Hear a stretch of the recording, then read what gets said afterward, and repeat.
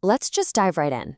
Today, we're going to completely demystify how you move way beyond just typing simple prompts into ChatGPT. We're talking about building fully autonomous multi-agent systems. And honestly, the best part? We're going to do it without getting locked into one of those single, super expensive ecosystems. So, if you've ever wondered how a basic bot actually transforms into a specialized AI workforce, you're in exactly the right place for this explainer. Quick roadmap for us today. First, the anatomy of an agent. Then, powering them with Light LLM, peeking inside the agent loop, equipping them with tools, and finally, triage and agent handoffs. All right, starting with part one, anatomy of an agent, where we build the base. To really get how these systems work, we got to start at the absolute ground floor. So what actually is an agent? Basically, it's an autonomous entity. But unlike your standard script that just runs code blindly from top to bottom, an agent actually takes actions based on instructions and dynamic inputs. It's got a very distinct persona, and that's custom designed to handle highly specific tasks. At its core, this agent relies on just three main inputs to really do its job. First up, user prompts. That's just the request you're making.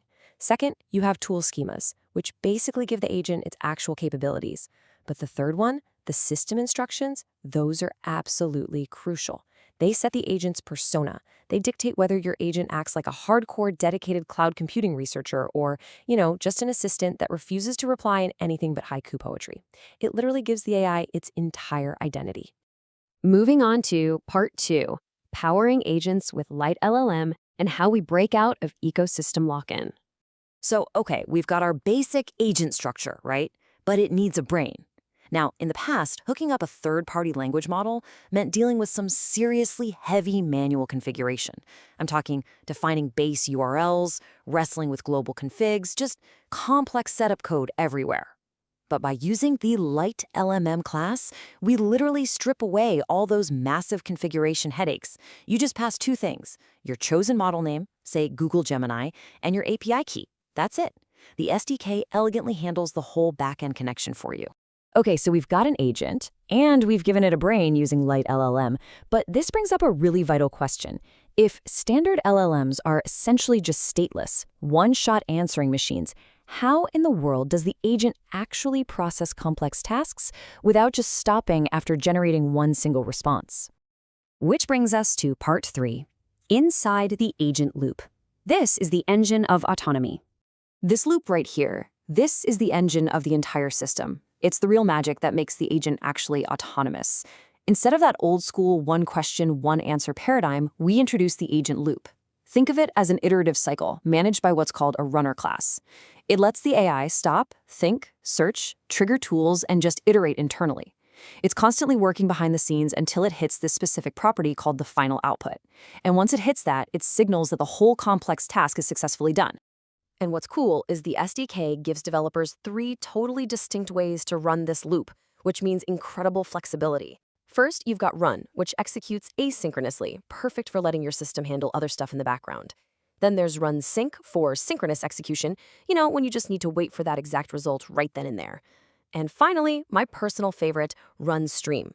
That one streams real-time token generation right back to the user, giving you that slick live typing effect we all know and love.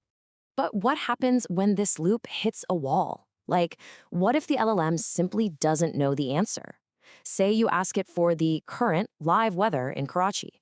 A language model trained months ago cannot possibly know that on its own. So let's look at part four, equipping agents with tools. Basically, giving the AI hands. To fix that massive blind spot, we have to give our agent digital hands to interact with the real world. And it's super easy. We can give agents specific abilities just by writing a standard Python function like get_weather and simply throwing a tool decorator right on top of it. That automatically generates its schema. The absolutely crucial thing to realize here is just how much easier this is today. I mean, back in mid-2023, developers had to manually parse tool outputs, read the schemas, and then feed that data back to the LLM all by themselves. It was an incredibly tedious nightmare. But today, the agent loop handles that entire iteration completely automatically.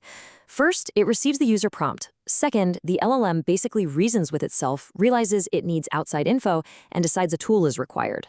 Third, the loop independently executes that tool, like actually calling our weather function. and returns the raw data back to the LLM. And then finally, the LLM processes that raw data to generate a perfectly conversational, human-readable output. It's pretty seamless. All right, so now we have an autonomous agent that can actually use tools. Pretty great. But as our systems scale up, we inevitably hit another wall.